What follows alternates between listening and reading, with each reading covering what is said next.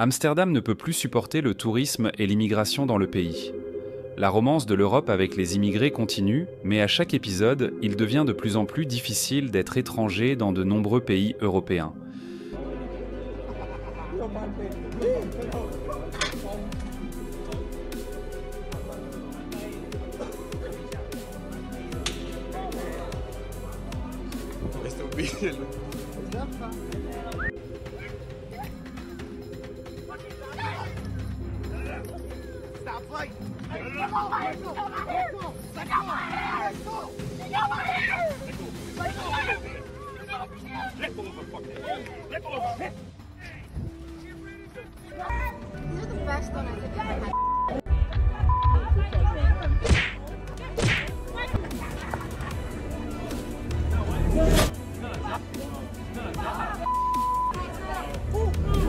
Ce sont des temps très compliqués pour les étrangers, qu'ils soient touristes ou migrants, mais aussi pour les locaux qui n'en peuvent plus de voir les touristes envahir leurs rues et commettre certaines actions que nous allons examiner tout au long de cette vidéo.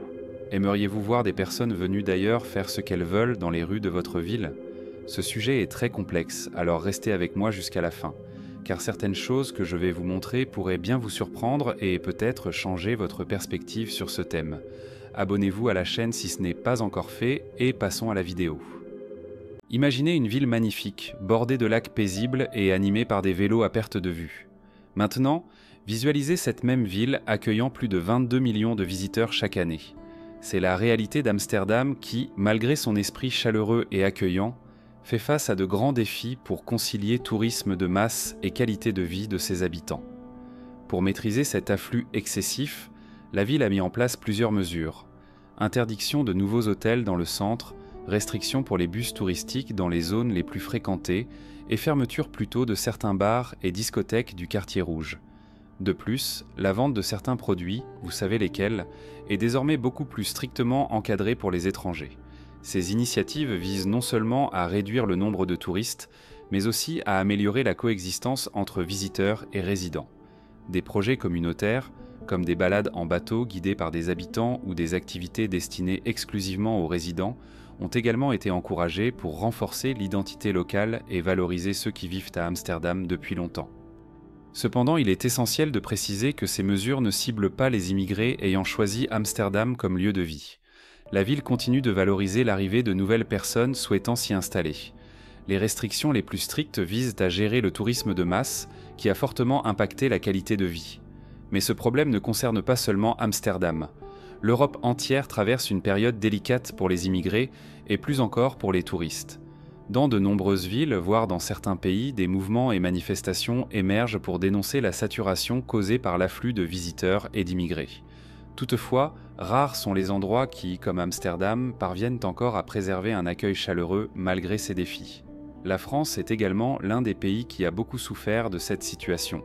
Dans des zones comme les banlieues de Paris ou les quartiers nord de Marseille, la présence d'immigrés est particulièrement significative.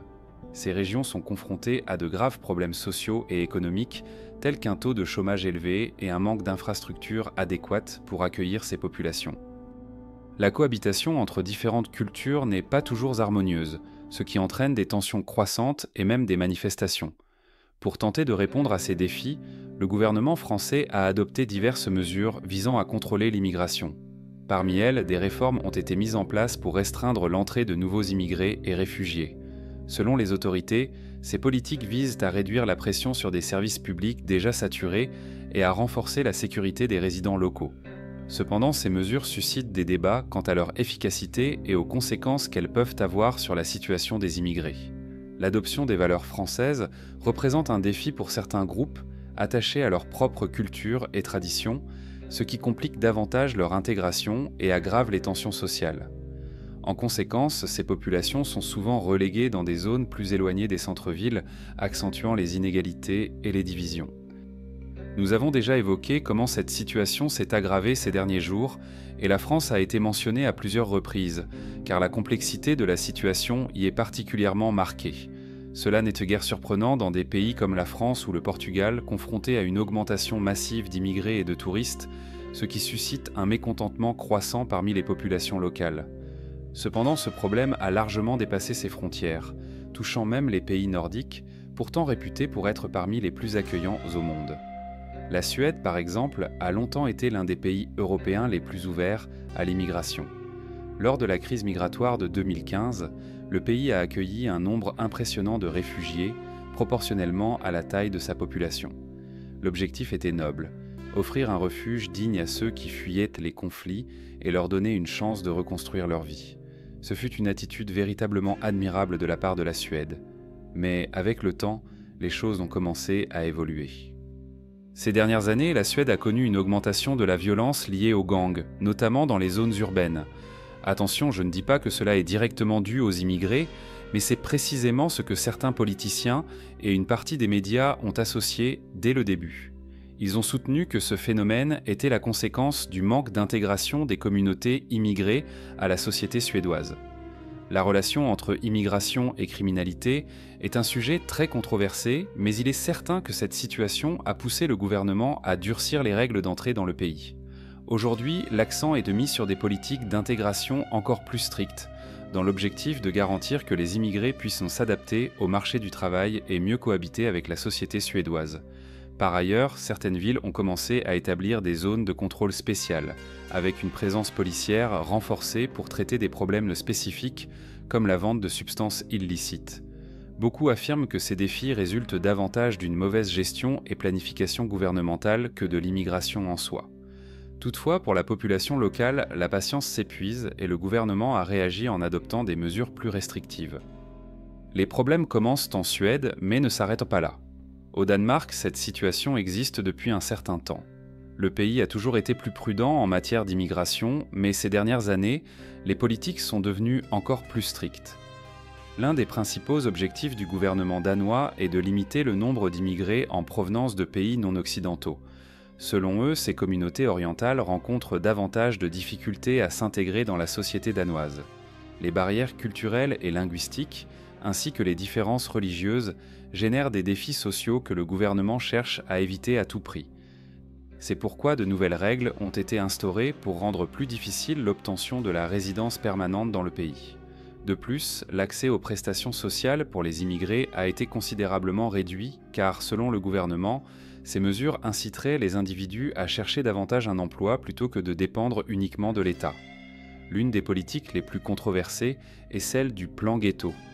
Les ghettos désignent des quartiers où vit une forte concentration d'une même communauté, et le gouvernement applique des mesures spécifiques pour tenter d'en sortir ces personnes. Cela inclut l'obligation pour les familles de déménager, voire même de détruire des logements. L'idée serait d'intégrer ces individus avec le reste de la population, mais en pratique, beaucoup critiquent cette approche comme étant ségrégative, voire inhumaine. Personnellement, je trouve cela assez effrayant. D'un autre côté, la Finlande adopte un profil assez différent. Bien que le pays ne soit pas aussi recherché par les immigrés que la Suède ou le Danemark, le débat sur l'immigration a pris de l'ampleur ces dernières années. Lors de la crise de 2015, la Finlande a également accueilli des réfugiés, mais de manière beaucoup plus limitée. Ce que l'on constate aujourd'hui, c'est une résistance croissante à l'idée de quotas obligatoires de réfugiés, une proposition de l'Union européenne pour que les pays européens se répartissent les réfugiés arrivant sur le continent. Le principal argument de la Finlande est qu'avec une population faible et un climat extrêmement froid, le pays aurait beaucoup de difficultés à accueillir un grand nombre de personnes. De plus, ils sont très préoccupés par l'économie, déjà en difficulté, et craignent que l'arrivée d'un grand nombre de personnes n'aggrave la situation. Cependant, la Finlande ne ferme pas complètement ses portes. Le gouvernement tente plutôt de trouver un équilibre, en se concentrant sur l'accueil de ceux qui ont de meilleures chances de s'adapter à la société, comme les professionnels qualifiés. Mais cette stratégie a également suscité de nombreuses critiques, car certains estiment qu'elle ne sélectionne que les plus aptes, laissant de côté les plus vulnérables sans soutien. En observant ces trois pays, il est clair que le mythe des pays nordiques en tant que paradis d'accueil est remis en question par cette nouvelle réalité. Bien qu'ils disposent de systèmes sociaux solides et de populations généralement tolérantes, la pression de l'immigration massive a créé de nombreuses tensions internes. La Suède, le Danemark, la Finlande, les Pays-Bas et plusieurs autres pays de la région tentent d'équilibrer leur tradition d'ouverture aux nouveaux arrivants avec la nécessité de maintenir une population stable et une économie saine. Et les restrictions ne cessent de croître jour après jour. La question qui revient sans cesse est: ces restrictions sont-elles une solution réelle ou simplement une forme d'anesthésie gouvernementale? Ces pays analysent-ils véritablement le problème, ou l'augmentation des restrictions ne fait-elle qu'alimenter la division entre étrangers et population locale? Eh bien, je ne le sais pas, mais une chose est certaine, les débats continuent de croître dans cette région et l'insatisfaction populaire devient de plus en plus palpable. Revenons à Amsterdam que j'ai mise en avant au début, car les mesures gouvernementales récentes ont commencé à être appliquées depuis le 9 décembre. Mais pourquoi cela est-il important? Parce que cela montre que l'Europe se ferme de plus en plus aux nouveaux immigrés. Les gens sont de plus en plus insatisfaits et poussent leur gouvernement à adopter davantage de mesures. En marge de la plupart des endroits dans le monde, nous assistons aujourd'hui à cette situation.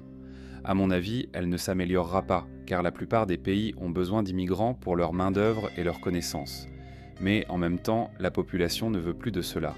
Alors que va-t-il se passer maintenant? Comment allons-nous résoudre cette situation? Laisse-moi ton avis dans les commentaires. Nous continuerons cette conversation là-bas et à très bientôt dans la prochaine vidéo.